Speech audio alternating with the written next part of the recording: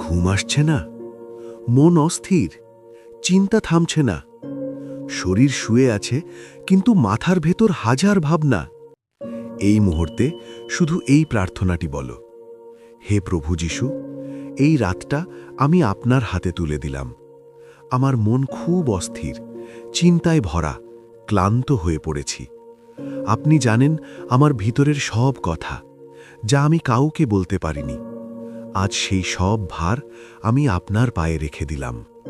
আমার মনে আপনার শান্তি ঢেলে দিন, আমার চিন্তাগুলো থামিয়ে দিন, আমার শরীরকে বিশ্রাম দিন। আপনার শান্তিতে আমাকে ঢেকে রাখুন, এই রাতটা নিরাপদ রাখুন, আর আমাকে মিষ্টি ঘুম দিন। আমি বিশ্বাস করি আপনি আমার পাশে আছেন। যীশু খ্রিস্টের নামে, আমেন।